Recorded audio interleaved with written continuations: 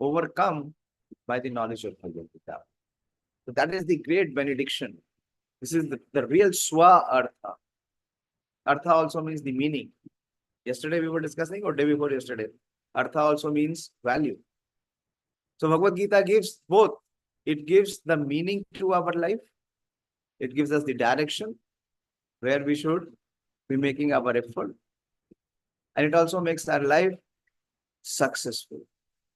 Because if we follow the path of Bhagavad Gita, there is no possibility, no question of any failure. Who would not like to travel on this path when there is no failure? That means there is only success. Success and more success. Some achieve success fast, some take a little more time. So we will begin this final section of the 6th chapter, which is entitled Dhyan Yoga. Those of you who are hearing attentively, very, very important section. It is important for everyone. Those who may not be even hearing regularly. So Bhagavad Gita is also a book of assurances. Krishna assures that whoever accepts the teachings of Bhagavad Gita, how Krishna will personally protect such a aspirant or such a practitioner. And in this section, it comes out very, very boldly. Let us begin with our invocation prayers. We seek the mercy of the Supreme Lord through the parampara system, through Srila Prabhupada and the Acharyas, so that our bewildered mind and our lusty intelligence can register the words of wisdom and success given by the Supreme Lord in Bhagavad Gita. Om Ajnana Timirandhasya Jnananjana Shalakaya Chakshurun Militam Yena Tasmai Shri Guruve Namah Shri Chaitanya Manobhishtam Sthapitam Yena Bhutale Swayam Rupa Kadamayam Dadati Swapadantikam Vandeham Shri Guru Shri Yuta Pad Kamalam Shri Gurun Vaishnavanscha Shri Rupam Sagrajatam Sahagana Raghunathanvitam Tam Sajivam Sadvetam Savadutam Parijana Sahitam Krishna Chaitanya Devam Shri Radha Krishna Pada Sahagan Lalita Shri Vishakhanvitamsya He Krishna Karuna Sindhu Dinabandhu Jagatpate Gopesha Gopika Kanta Radha Kanta Namostute Tapta Kanchana Gaurangi Radhe Vrindavaneshwari Vrishabhanu Sute Devi Pranamami Hari Priye Vansha Kalpatarubhyascha Kripa Sindhu Bhevacha Patitanam Pavanebhyo Vaishnavebhyo Namo Namah Jai Shri Krishna Chaitanya Prabhu Nityananda Shri Advaita Gadadhar Shivasadi Gaura Bhaktivinoda Hare Krishna Krishna Krishna Hare Hare Hare Ram Ram Ram Hare Hare Namo Vishnu Padaya Krishna Preshthaya Bhutale Srimate Bhakti Vedanta Swaminiti Namine Namaste Saraswate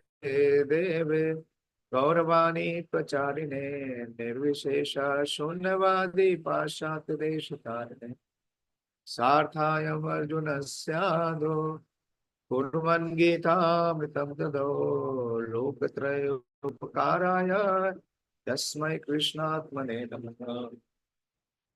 So as we have discussed so far, in the last session we discussed the 3 verses 38, 39 and 42. So 37, 38 and 39, where Arjuna is inquiring. In this chapter, Arjuna makes very relevant inquiries.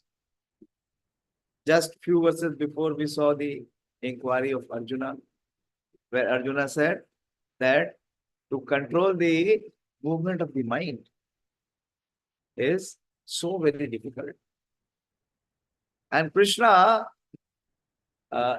corroborated, he substantiated the doubt of Arjuna by saying that yes, the attempt to control the mind is indeed so very difficult. But it can be done with proper practice and detachment. And then we saw what is the practice and detachment. Srila Prabhupada explains in the purport. The practices of Krishna consciousness, following the rules and regulations. And in particular, Prabhupada emphasized on the hearing process. Hearing the words of Bhagavad Gita and Srimad Bhagavatam.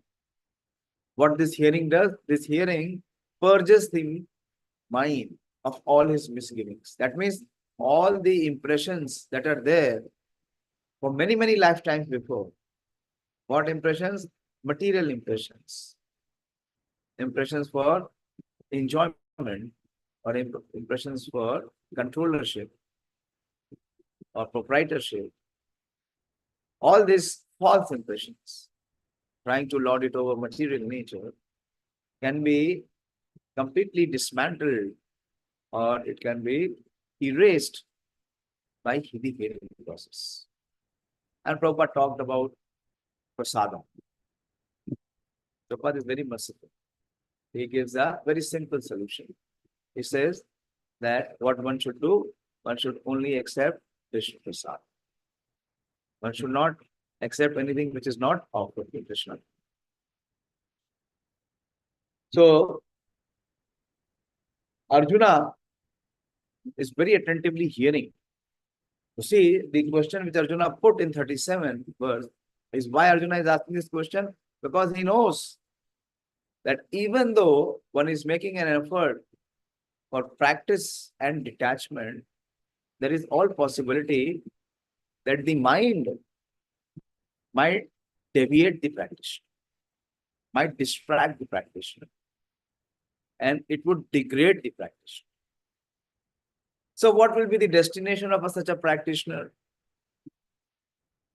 who takes to the process of yoga, of Krishna consciousness, or self-realization with faith? But due to worldly mindedness, again, the role of mind is very, very unpredictable. We cannot be friends with our mind because our mind is very, very unpredictable. And because of the allurement and distractions of the mind, if one deviates from the path of yoga, then what is his result or what is his fate? Does he not land up in a situation where he loses both? Last time we discussed this in detail. This is a big doubt. क्या होगा हमारा अगर हम भगवान के शुद्ध भक्त भी नहीं बने और संसार के भोग से भी बच गए, संसार के भोग से भी रह गए? क्योंकि हमने तपस्या तो किया, we did the austerities, but somehow the mind distracted us. We hear the stories of so many practitioners like Savari Muni, Vishwamitra Muni, even Kardama Muni. They did so much of austerity for such a long practice, but finally they were distracted by the mind. So what will be their destination? What will they achieve? So all such doubts are now personally dispelled by the Supreme Personality of Godhead himself. Krishna is answering this section. So we will begin with the 40th verse. śrī-bhagavān uvāca pārtha naiveha nāmutra vināśas tasya vidyate kalyāṇa-kṛt kaścid durgatim tāta gacchati. So very affectionately, Krishna begins to answer. Like a young student who asks his teacher that, my dear teacher, if I study in the school, what will be the result? If I study the whole year and during the time of exam, I become sick and I'm not able to give exam. What you will do? Will you fail me? Will you make me sit in the same class and study with the new boys? And I will be the old one left. It may happen in this world. It so happens many times. That's the big setback. But see what Krishna says. Krishna says, Partha, very affectionately, because Arjuna is related to Krishna. How he is related as Partha? Because he is the son of Pṛthā, Kunti Devi. So he is bringing that intimacy, that affection in this relationship. He says, na, never, never, never, never, ever, iha, in this life, na iha eva, neither, never, ever, neither in this life, na amutra, nor in the future. What will never ever happen? Vināśas tasya vidyate. There cannot be any vinash, there cannot be any loss, there cannot be any destruction ever. Never ever you will be at a loss. If one is not going to be at a loss, then what one will gain? He will gain victory. So Krishna is so emphatically answering that Partha, never ever, neither in this life, iha eva, na amutra, nor in the next, never ever in the future, vināśas tasya vidyate. There cannot be any destruction, there cannot be any loss, there cannot be any reversal or setbacks. Why? Nahi kalyāṇa-kṛt kaścid. Because one who has taken to the path of kalyāna. Kalyāna is auspiciousness, welfare, beneficial. So one who takes to the path of kalyāna or auspiciousness, durgatim tāta gacchati, he can never ever. Krishna is using both. The first line he is saying vināśas, never ever there will be vinash. And then again he is emphasizing that durgatim. So what will be the gati? There will be only sadgati or shreshta gati. There will be only success.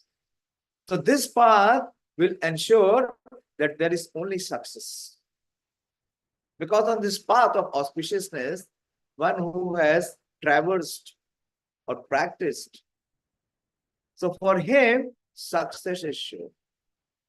How success is sure? That there is never ever a possibility of vinash and there is never ever a possibility of durgati. So he will have uttama gati. His gati or his destination will be higher and better, always. And the word here used is tāta. First he uses pārtha and then he uses tāta. Tāta also means, here Prabhupada says, tāta is my friend.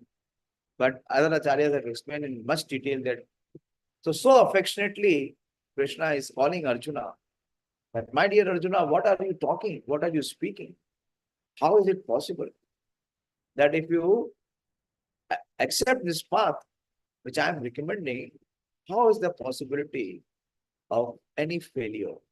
How is the possibility of being unsuccessful? So Tat also means that which extends. So what extends? The father extends as a son, or a guru extends as a disciple. So that intimacy of the relationship, Krishna is extending here by addressing Arjuna as Tāta. Very beautiful verse. The Bhagavad Gita is also a book of complete assurances. So Krishna is fully making Arjuna assure that there is no possibility of any loss or any failure for you or for anyone. The Supreme Personality, let's see the translation. The Supreme Personality of Godhead said, son of Pṛthā, a transcendentalist engaged in auspicious activities. Transcendentalist means one who is performing yoga, one who is trying to elevate himself in the practice of self-realization, or who was taken to the spiritual path, is engaged in auspicious activity. It is kalyāṇa. So we should always engage in kalyāṇa-kṛt karya, or we should always engage in activities which are auspicious activities. If our actions are on the direction of auspicious activities, so what is the result? He does not meet with destruction either in this world or in the spiritual world. So that means always what he will achieve only success. One who does good, my friend, is never overcome by evil. So never ever it will happen that evil can overcome good. Never possible, because this is Krishna's principle. Krishna has established this principle. So Krishna is giving this clarity and confirmation and conviction in the heart of Arjuna by assuring him two things: that there is never a possibility of vināśaḥ, or there is never a possibility of durgatiṁ, neither in this life nor in the next. So what one has to do? One has to just follow this path of kalyāṇa, the path of transcendental activities, which is recommended in the Bhagavad Gita. So let us see the purport. The Prabhupada begins by quoting śrī-bhagavān. In the śrī-bhagavān, first canto, 5th chapter and 17th verse, Sri Narad Muni instructs Vyasadeva as follows. As I said, tāta. Tāta means which extends. And the extension is of both the father and the son. That is also a parampara. And more importantly, the spiritual master and the disciple. So here, Narad Muni is the spiritual master and Vyasadeva is the disciple. A very important verse. Tyaktva swadharmam charanambujam hare bhajan apakvo atha pate tato yadi yatra kva bhadram abhud amushyakin uvāca apto abhajatam swadharmatam. So Narad Muni says that if someone gives up all material prospects and takes complete shelter of the Supreme Personality of Godhead, there is no loss or degradation in any way. This is the animation of Bhagavatam also. On the other hand, a non-devotee may fully engage in his occupational duties and yet not gain anything. For material prospects, there are many activities, both scriptural and customary. A transcendentalist is supposed to give up all material activities for the sake of spiritual advancement in life, Krishna consciousness. One may argue that by Krishna consciousness, one may attain the highest perfection if it is completed. So this is one thought, one doubt. Like we see, I give this example that if you come to IARI, how is the purpose of IARI successful? If you become PhD or if you get a degree, that means you pass all your exams and you excel. If that is the case, then there is success. And if that does not happen, then it is termed as failure or unsuccess. But this material aspect or this material principle does not apply in the spiritual path. This is very important to accept and apply both. Because the problem with us is we are again and again dragged in our own material conception. So we are not able to accept the spiritual principle. So here it is being said here that a transcendentalist is supposed to give up all material activities for the sake of spiritual advancement in life, Krishna consciousness. One may argue that by Krishna consciousness one may attain the highest perfection if it is completed. But if one does not attain such a perfection state, then he loses both materially and spiritually. We see this doubt in the hearts of many, many newcomers. Not only newcomers, even those who are practicing for a reasonable period of time. They are having this doubt, this samshaya in their heart very deep. It is enjoined in the scriptures that one has to suffer the reaction for not executing prescribed duties. Yeah, that is there. That if one does not execute what he is supposed to do, if one does not perform duty, then it is a sin. Not performing a duty is sin, isn't it? This is what Krishna told Arjuna also in the second chapter. That if you do not perform your prescribed duty, so you'll be infected by sin.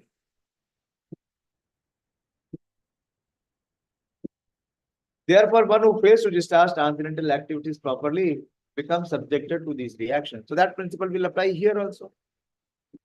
That if one is taken to the spiritual path, but is not able to complete it or perfect it, so is he not prone to the reactions? The Bhagavatam assures the unsuccessful transcendentalist that there need be no worries. No worries. Even though he may be subjected to the reaction of not perfectly executing the program, the prescribed duty, he is still not a loser because auspicious Krishna consciousness is never forgotten. And one so engaged will continue to be so even if he is low born in the next life. But on the other hand, one who simply follows strictly the prescribed duties need not necessarily attain auspicious result if he is lacking in Krishna consciousness. This is very important. So Krishna consciousness, once begin, it never fades or it never stops, but it is never erased. One may not be able to achieve full success, but with the losing of the body, this perfection or the possibility of achieving perfection continues even in the next one or in the next one. It is never lost. This is the very unique aspect of Krishna consciousness. And any other activity which you may perform perfectly. So many times I give the example. Like you have completed your 3 years in PhD and somehow you could not complete the final year, your thesis and viva, and supposedly the person passes away.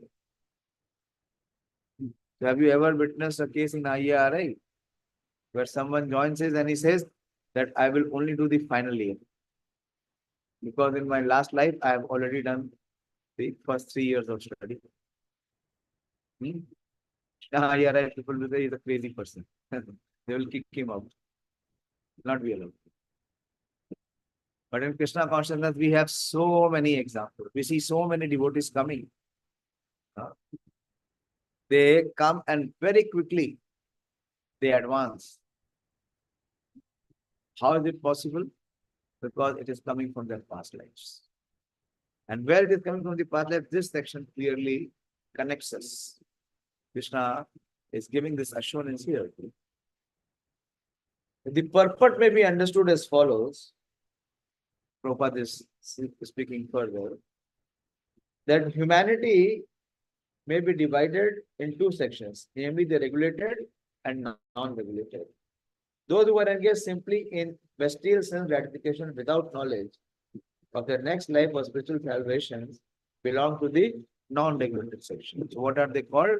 Their life is just like non-human life,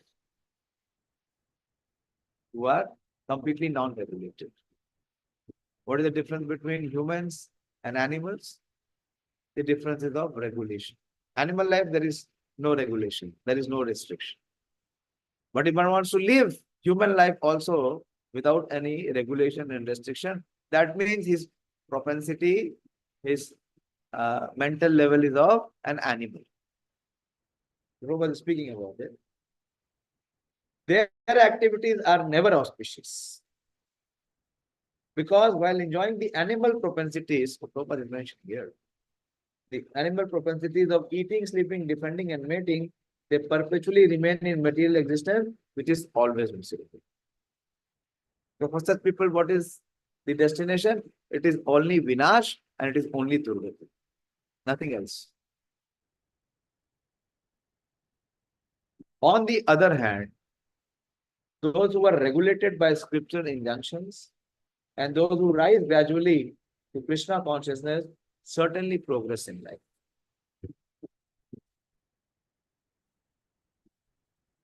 Those who are following the path of auspiciousness can be divided into three sections. So those who are on this auspicious path, they also have three different divisions. The followers of scriptural rules and regulations who are enjoying material prosperity. Those who use the Vedas, those who use the scriptures for enjoyment, for sense enjoyment. What are they called? Karma-kṛt. Karma-kṛt. Those who are trying to find ultimate liberation from material existence. What are these? Moksha-kami. First one, they are bhoga-kami, and the others are moksha-kami. And third, who are devotees in Krishna consciousness. So what they will be called? Neither they are bhoga-kami, neither they are moksha-kami. So what is their kamana? Is Krishna. They do not have Krishna. Why? Because they have Krishna. So they are Krishna-kami. Their endeavor is to please Krishna. So they are devotees of the Lord.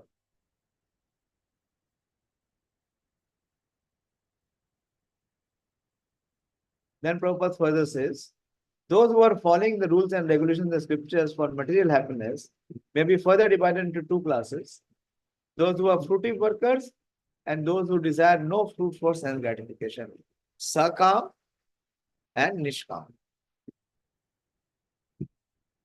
Amongst the karmis and the kamis, there are two types. Sakam, those who want to enjoy the fruit, and the others, those who are nishkam, those who have no desire to enjoy the fruit. Those who are after fruitive result for sense gratification may be elevated to a higher standard of life, even to a higher planets. But still, because they are not free from material existence, they are not following the truly auspicious path. So Prabhupada is explaining. What Prabhupada is explaining? That actually what is auspicious path? Because Krishna is saying, one who is on the auspicious path, there is neither vināśaḥ nor durgatim. So we should not misunderstand or misapply what is the auspicious path. So Prabhupada is painstakingly explaining that first he is explaining and defining what is not auspicious path. So that we do not, misjudge or misapply. Most of us do that. Because most of the time, our sense gratification desire is so strong that we try to want to cover it, like covering it with a sugar coating. Sugar coating. If there is a bitter pill, a bitter medicine, what we try to do? The farmers, they try to do it as sugar coating. But it remains bitter. It is not auspicious. It will never become auspicious. So Prabhupada is explaining that. The only auspicious activities are those which lead one to liberation. Those which lead to one. That is where from transcendence begins. Any activity which is not aimed at ultimate self-realization or liberation from the material bodily concept of life is not at all auspicious. Very important. Unless and until the activity is not directed towards getting freed from the bodily conception of life, which is not aimed for liberation, which is not aimed at self-realization, such activity does not qualify to be auspicious. It is not kalyāṇa-kṛt. Activity in Krishna consciousness is only auspicious activity. Prabhupada makes it simple now, makes it very evident and clear that activity in Krishna consciousness is only an auspicious activity, and anyone who voluntarily accepts all bodily discomforts for the sake of making progress on the path of Krishna consciousness can be called a perfect transcendentalist under severe austerity. So those who take to the path of Krishna consciousness with earnestness and sincerity, they are called, Prabhupada says, perfect transcendentalists. And because the eightfold system is directed towards the ultimate realization of Krishna consciousness, such practice is also auspicious. So whatever activity they perform in Krishna consciousness, all these activities are directly under the auspicious activities. And no one who is trying his best in this matter need fear degradation. And Prabhupada shows, on the basis of Krishna, they show that there is no fear of degradation. Never ever there will be any degradation. Actually, Krishna has already answered this. Krishna has already given the assurance very early in the Bhagavad Gita when he began. He says, Pratyavayu na vidyate. What is the verse? 2.40. Now, how the word begins? Anyone who remembers the verse? Neha abhikrama. Neha abhikrama nāshos. Na iha abhikrama and nāshos. There is never a nash. Even pratyavayu na vidyate. There is neither the loss. There is neither loss, there is never nash. Neha abhikrama nāshos. Neither there is diminution. Pratyavayu na vidyate. Why? Because swa-alpam api yasya dharmasya kahete mahato bhaya. So what is that swa-alpam api yasya dharmasya? Krishna is explaining here in this section.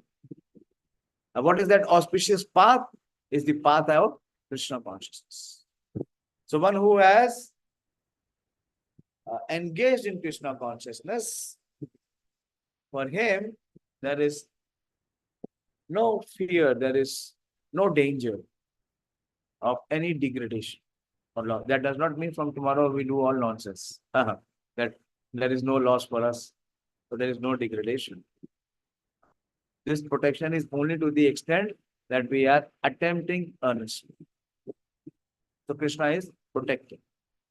Krishna will surely protect, as he is assuring here. So how there is no loss or there is no degradation? If there is no loss and degradation, then there has to be some elevation. What is the elevation? What is the success? So Krishna explains in the next two verses. Rather, in the next 4 verses, but principally in the next 2 verses, for those who have practiced for a short period. What is their destination or what is their success? 41st verse.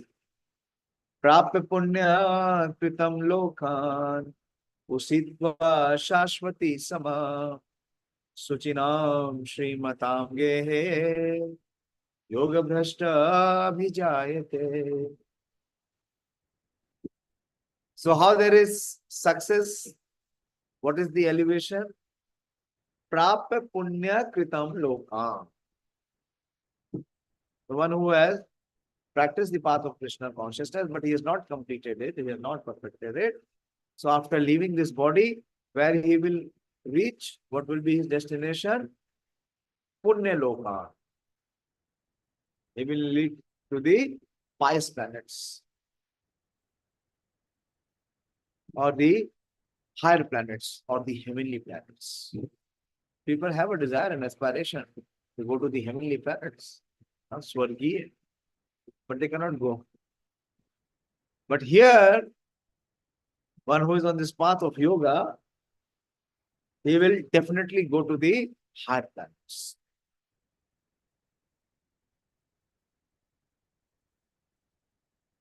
like those who perform big sacrifices, yajna, Ashwamedh yajna, another yajna.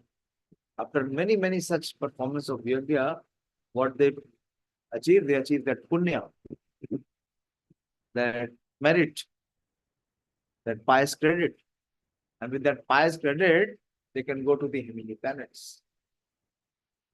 But one who has practiced Krishna consciousness, even for a short time, he has already achieved that credit. And where he will go? He will go to the higher planets. Ushitva Shashvati Sama. And he will be residing there. Ushitva means to reside. Here Prabhupada says dwelling. Shashvati means for a very long time. And after he has been elevated to the higher planet, why does person go to the higher planet? Why people are interested to go to Swarga? So that they can enjoy more than what they can enjoy here. So why the practitioner has been distracted? Because of the mind. Because the mind had this desires for enjoyment. So Krishna will give him an opportunity, a possibility to go and enjoy. So he will reside for a very long time. Like we see in the life of Karda Muni. Karda Muni was a very sincere practitioner. And after very long austerity, he got the audience of the Supreme Lord, Lord Vishnu himself personally, and Lord Vishnu was very happy with him, very pleased. And he said, my dear, you ask a moon.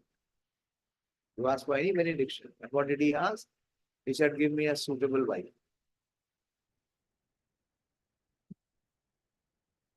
And he received Mother Devahuti as his wife. And after completing his austerity with Mother Devahuti, he made a residence of airplane,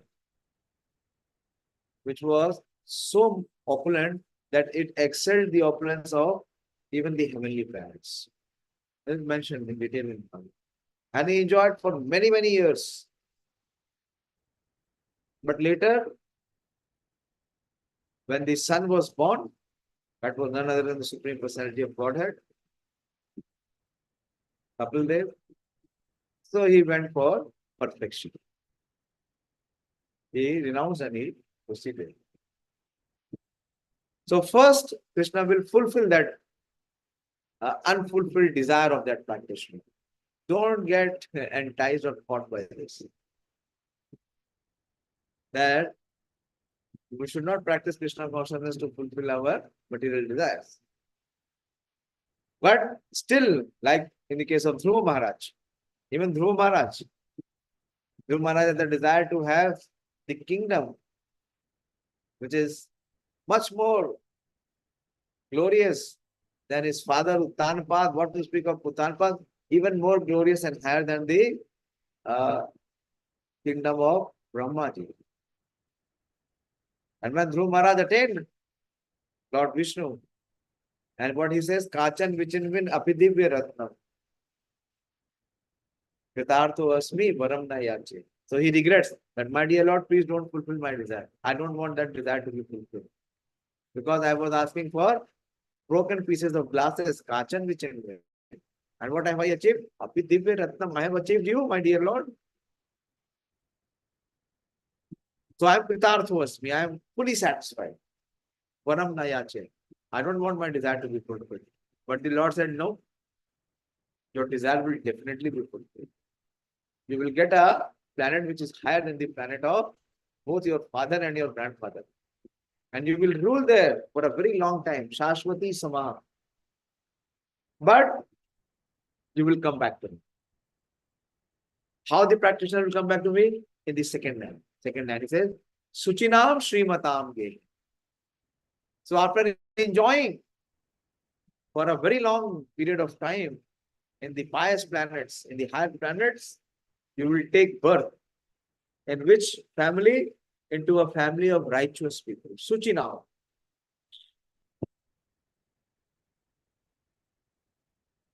And Srimatam. They will be both righteous, pious also, and they will be very prosperous also. Both. Very difficult to get such a combination. where the person is pious also and is prosperous also. So he takes his birth, abhijayate. Who? Yoga bhrashta. Yoga bhrashta means, bhrashta means that who had fallen from his path of self-realization. The unsuccessful yogi, after many, many years of enjoyment on the planets of the pious living entities, is born in the family of righteous people or into a family of rich aristocracy. Why? Because he can continue his Krishna consciousness from where he left. The unsuccessful yogis are divided into two classes. One has fallen after very little progress, and one is fallen after long practice of yoga. The yogi who falls after a short period of practice goes to the higher planet here. Kritam loka. Punya kritam loka.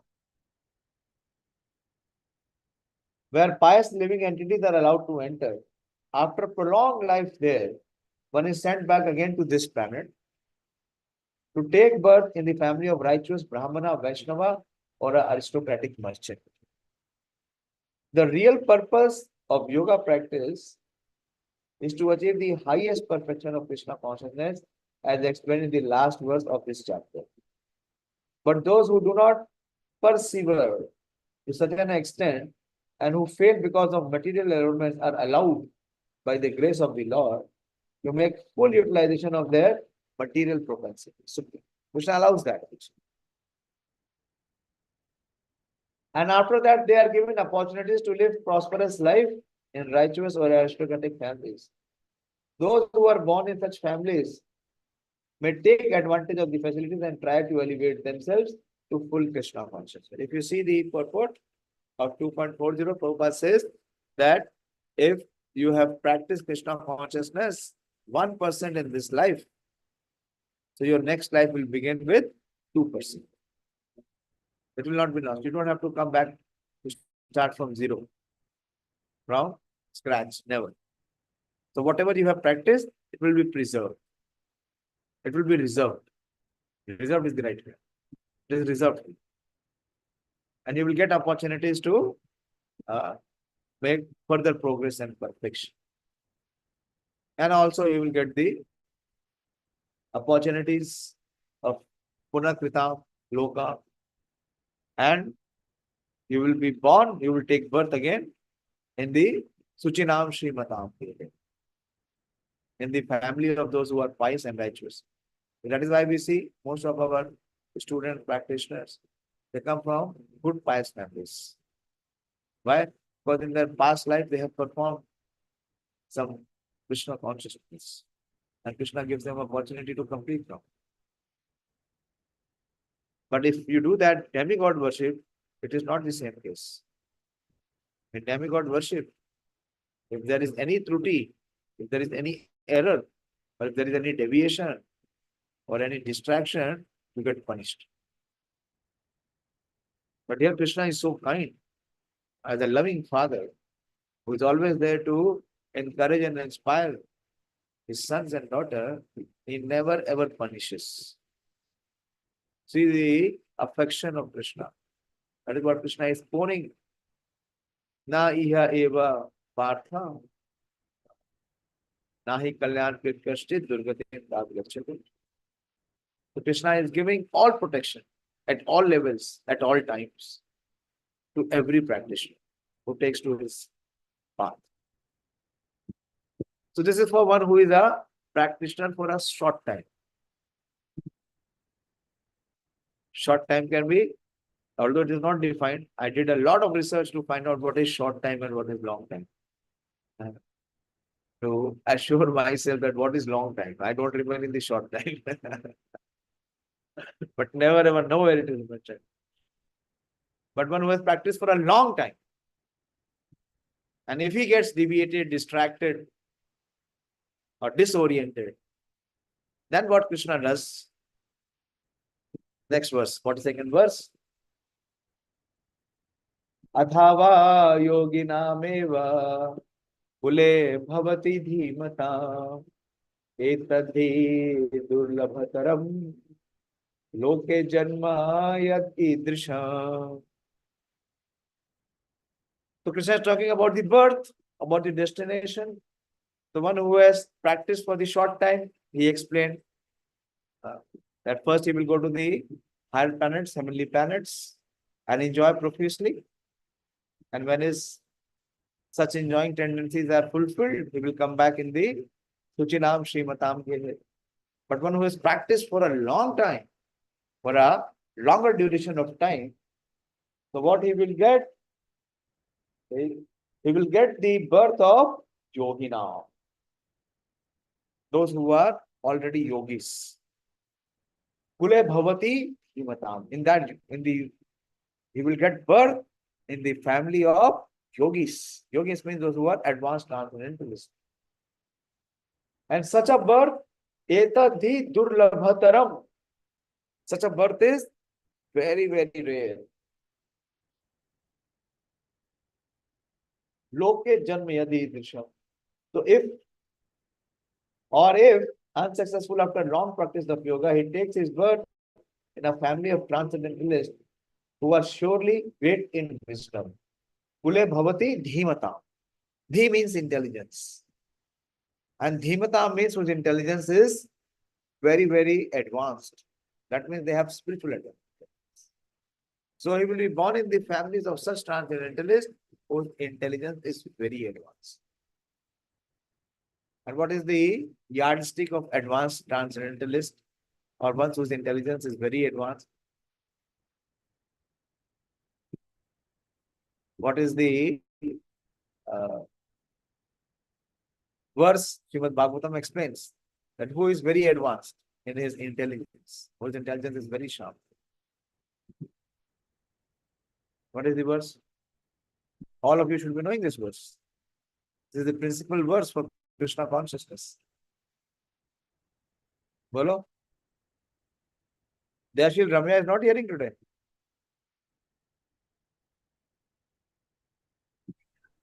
He has some work only. What work? He's taking some care of Gorangi. He would not go. Okay, what is this verse? Who is actually Dhimatam? Whose mati is Dhi. Krishna says, Stita Dhi.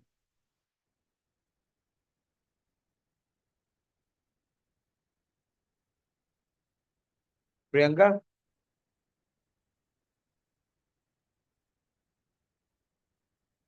It's from Srimad Bhagavatam. Not Bhagavad Gita. Very, very famous verse of our movement. I'm giving you a big hint.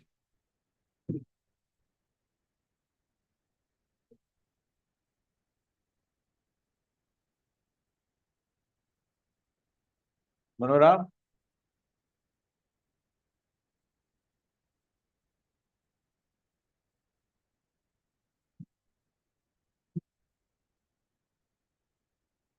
Yagne Sankirtane Praya Yajanti hi Sumedasam. Who will perform the Sankirtan Yag? Not ordinary people. Those who are Sumedasam. Or here this is Dhimatam. Medha, intelligence, is completely spiritualized, very advanced. So he'll be born in those families where there is Sankirtan. Yagne Sankirtane Pray, Yajanti Sumedasam. Krishna Varnam Tushar Krishnam, Sango Pangasta Parshatam, Yagne Sankirtane Pray, Yajanti Sumedasam. So he will take his birth in the family of transcendentalists who are surely great in wisdom. Certainly such a birth is rare in this world. Very rare. To get birth in a family of devotees. Those who are worshipping Krishna. Those who are worshipping Lord Chaitanya. Through the movement of Sankirtan. Birth in the family of yogis. Let's see the purport.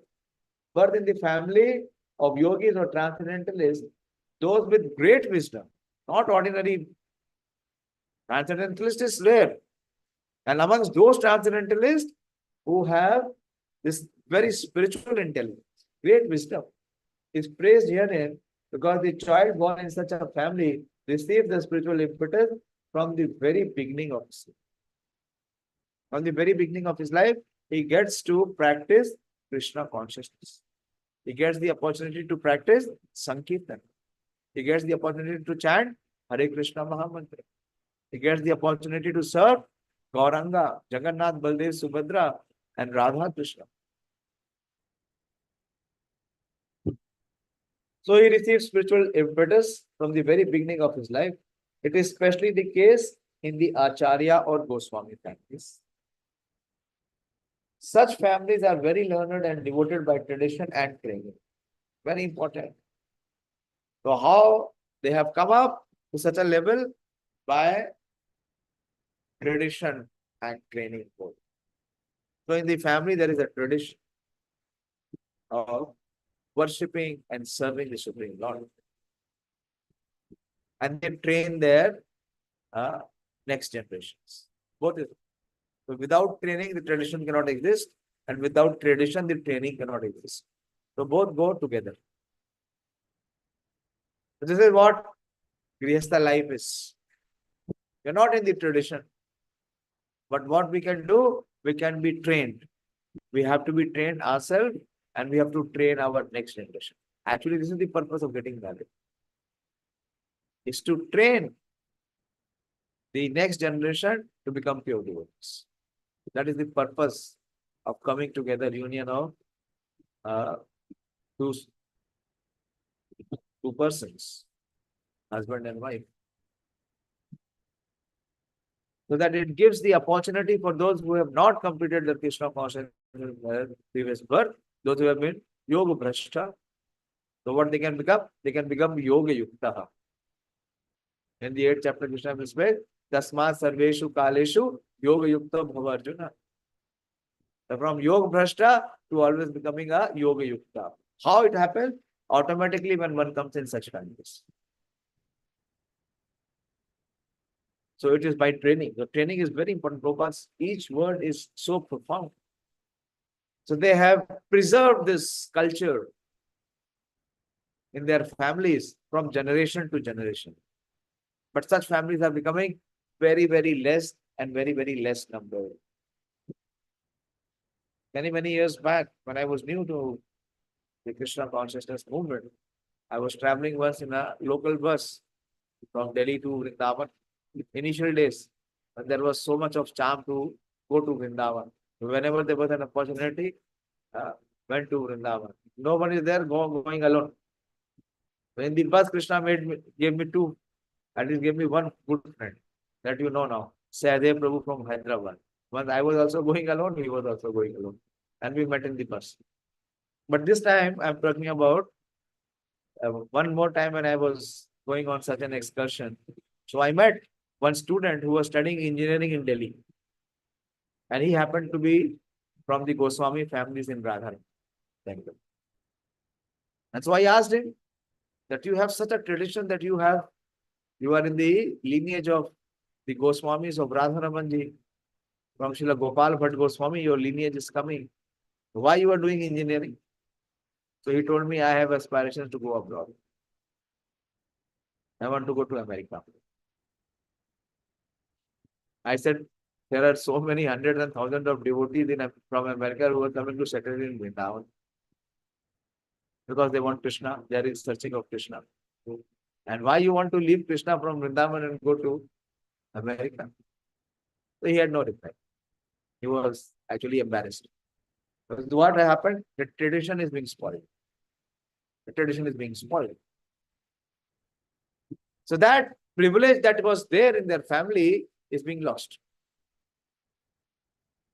But if to get a birth in such a family, where there is opportunity to practice Krishna consciousness from birth, like you see in the case of Gaurangi, since birth she has the opportunity. But it is the responsibility of both of you that she should be trained in Krishna consciousness. Prabhupada is saying here, such families are very learned and devoted by tradition and training, and thus they become spiritual masters. In India, there are many such acharyas families, but now they have degenerated. Prabhupada is saying now they have degenerated due to insufficient education and training.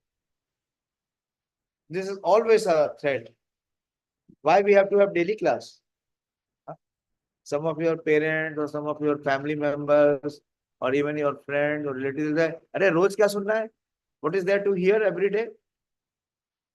Why? Because the mind will always try to drag us, degrade us, and demolish us. So if we do not have this culture, what is saying here is due to insufficient education and training. So again, Prabhupada is giving emphasis on training twice in this particular purport here, this small para. By the grace of the Lord, there are still families that foster transcendentalist generation after generation. It is certainly very fortunate to take birth in such families. Fortunately, both our spiritual master, Om Vishnupad, Sri Srimad Bhakti Siddhanta Saraswati Goswami Maharaj, and our humble self had the opportunity to take birth in such families. So glorious are these. The Prabhupada is talking about the Acharya family. Don't think it's Yoga Prashna. Prabhupada is talking about the tradition in the Acharya families, which is my spiritual master, Srila Bhakti Siddhanta Saraswati Thakur, and even myself got this opportunity to take birth in such families. We see that Bhakti Siddhanta Saraswati Thakur was born to Srila Bhakti Vinod Thakur. And from birth, he had this strong education and training in Krishna consciousness. So much so that even he ate one mango without offering to the Lord. And then in his life, he never had mango. Such an impression was there in his heart.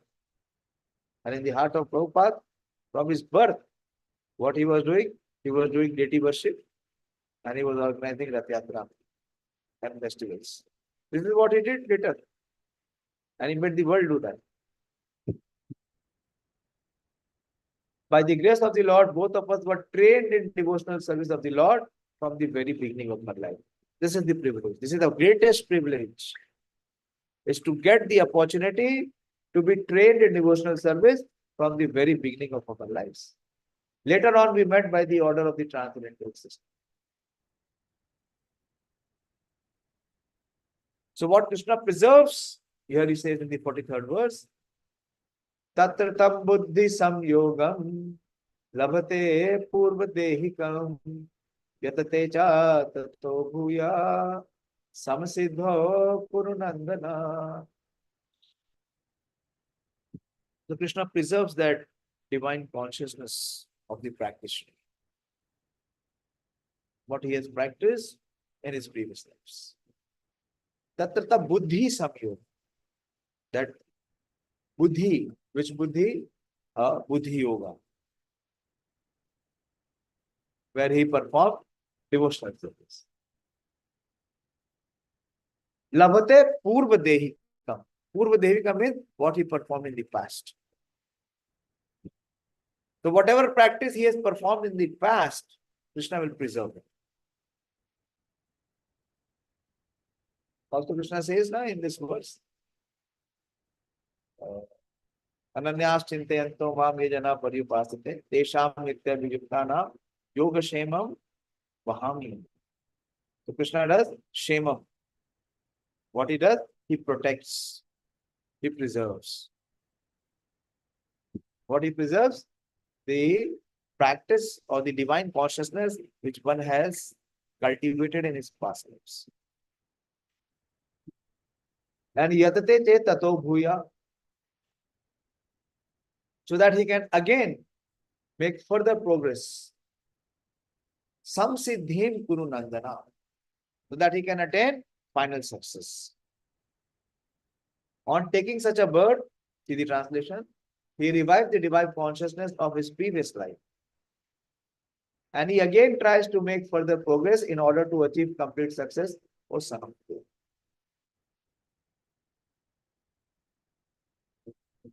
Many times we have seen some devotees, they come, they practice and they leave.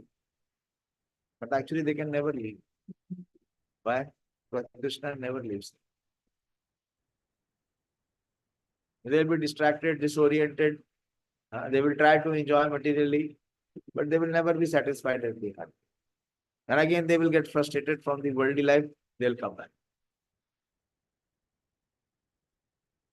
Why? Because purva-dehika.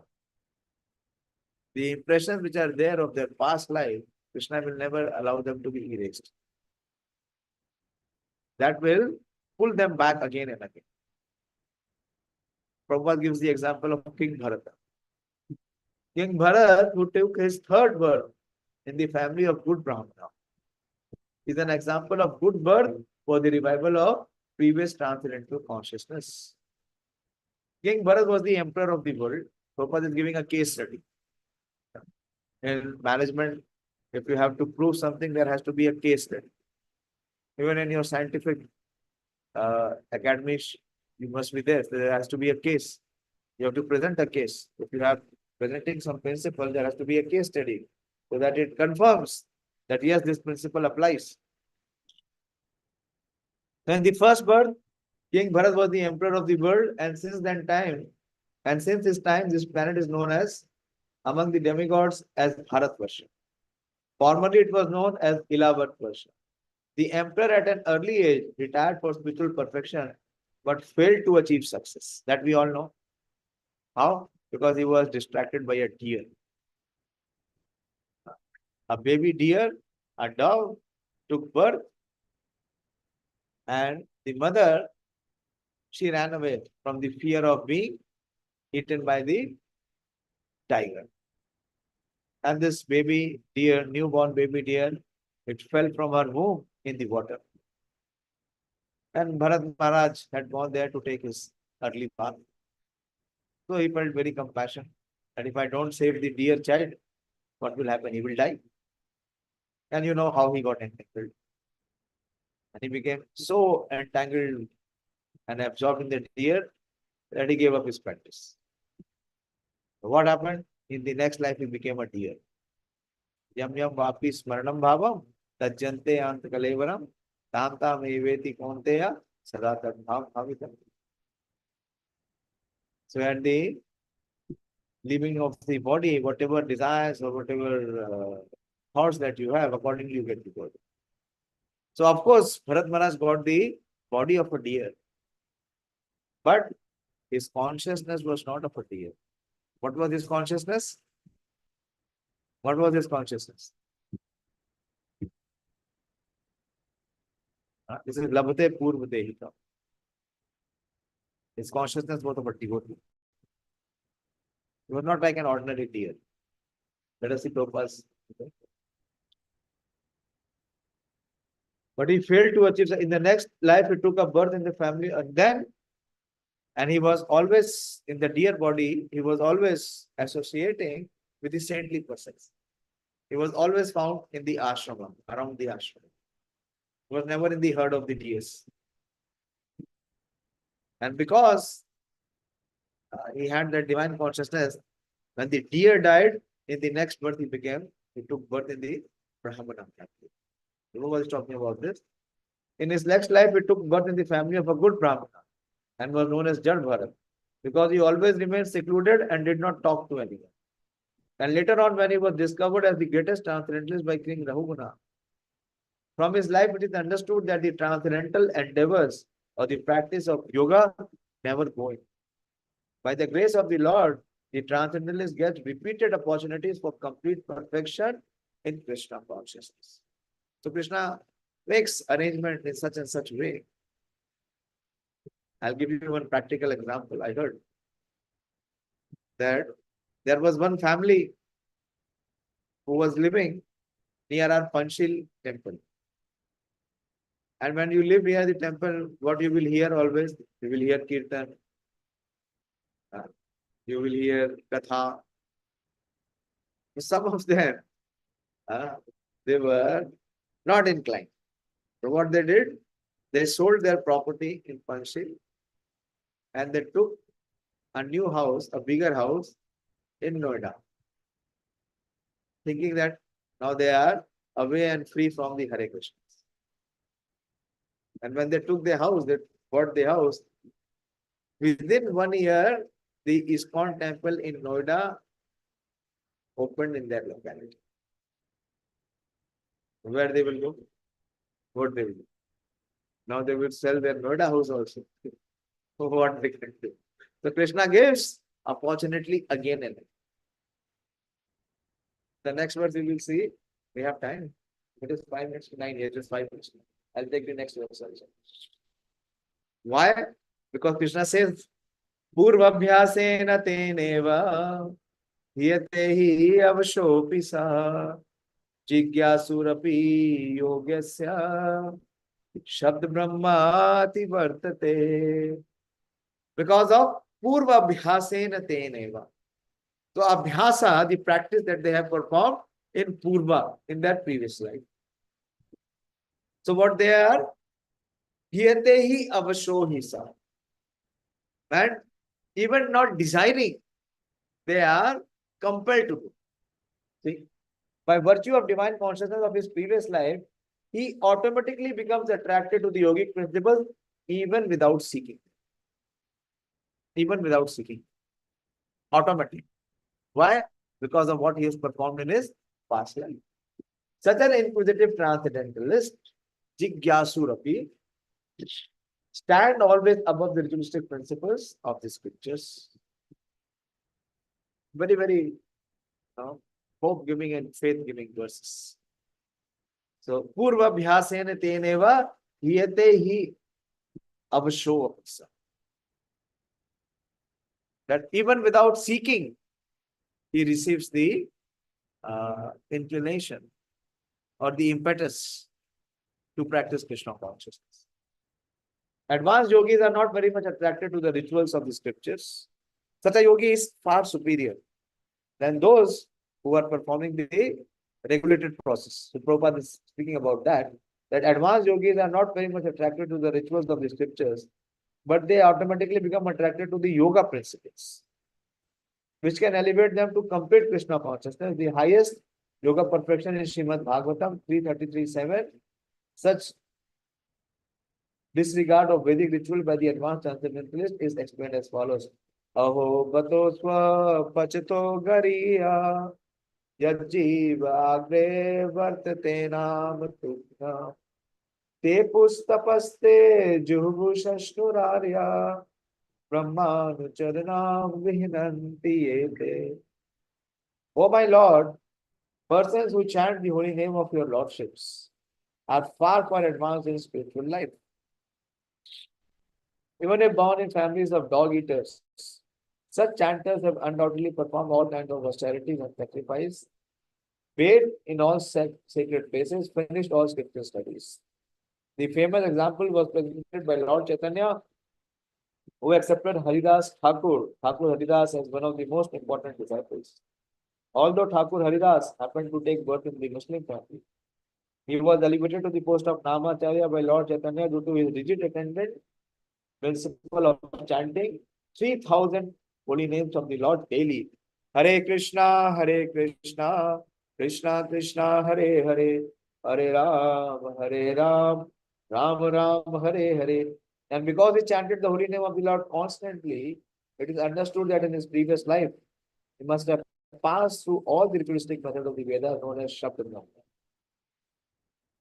Unless, therefore, one is purified, one cannot take to the principle of Krishna consciousness. Very important. Unless one is purified, one cannot take to the principles of Krishna consciousness or become engaged in chanting the holy name of the Lord Hare Krishna. So many times we see, we have to request the newcomer that please chant Hare Krishna. And what they say? Can't. We say chant and they say can't. You cannot chant. Why they cannot chant? Here is the reason. Because the process of purification is not proper. So how to become pure? Chant Hare Krishna. Otherwise, coming again and again, so how much pain it will give to Krishna? If the student is failing in the same class again and again, is the teacher happy or is he pained? Is the parent happy or is he pained? Will any father accept that his son remains in the same class year after year? Or will the teacher be happy ever? What is your view?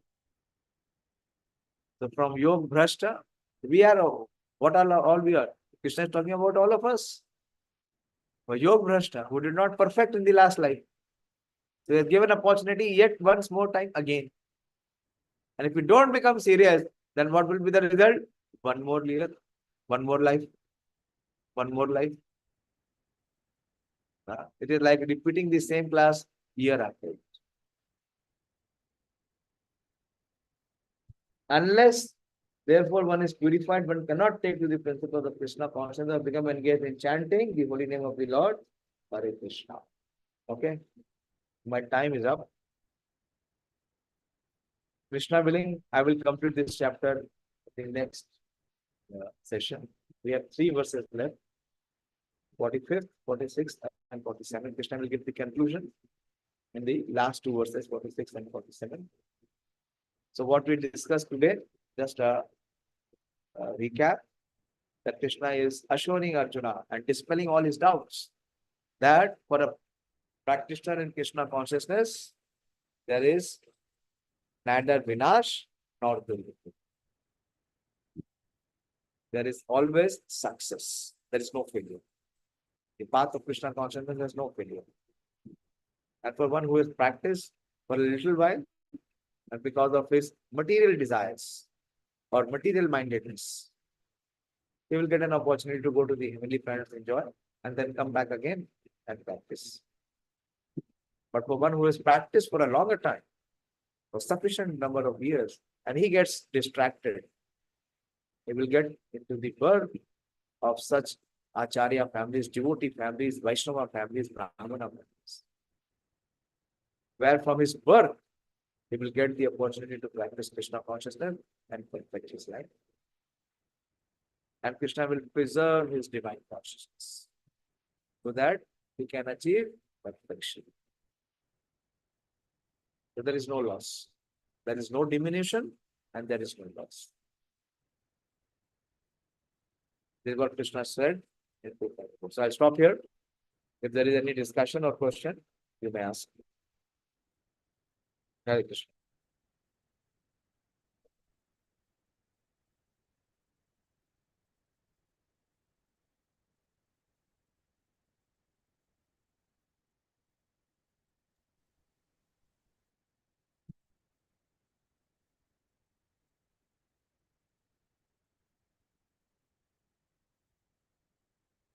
Actually, if you have to ask, go ahead. Yes, Prabhuji. Hare Krishna, Prabhuji. Hare Krishna. Prabhuji, my question is that here it is written in the 6.40, towards the last part of the paragraph, that any activity which is not aimed at ultimate self-realization or liberation from the material bodily concept of life is not at all auspicious. Yeah. So, which is what practice when we can say that it is really auspicious, like Lord Krishna is assuring us so many things. I mean, after short practice, after long practice, but exactly what is that practice which actually result in this result? I mean, short practice. You can Clearly, Prabhupada is explaining. Very clearly, Prabhupada is explaining the activity of performing devotional service. It's such a long distance for more than 1 year. Short level, I mean, routine level. When we can say that devotional service is hearing, chanting, reading, serving, worshipping, the 9 limbs. Very clear. Of course, Prabhupada is emphasizing on education. We are chanting, but we are not reading. The question is, we are not chanting attentively. We are not able to hear attentively. So his progress will be slow. Of course, his progress will not be. He will not be able to achieve some siddhi in one life. You have to come back again. If one is chanting with offenses, if one is not chanting attentively, it is not possible to chant attentively unless and until one has been purified. One has to stop his aparadha and anarthas. If he is free from anartha and one is not committing aparadha, then one can hear the holy name. Otherwise, there is always vikshepa.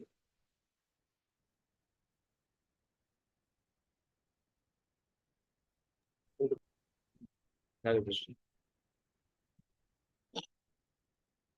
I don't see any question coming from either of you. But for me personally, it is very, very hope-giving. Not hope-giving, it's convincing. The absolute clarity. That nothing in this creation can be compared to the activity of Krishna consciousness. Even if you become an emperor like King Bharat, which none of us can ever become. But still we are so dull-headed, so foolish. We are again and again being dragged into perform inauspicious activity and giving up auspicious activity. Then what to speak? And what to say of such misfortune? Krishna is bestowing fortune, and what we are doing, again and again we are trying to withdraw that fortune. We should not do that. We should do as Krishna is directing in Bhagavad Gita.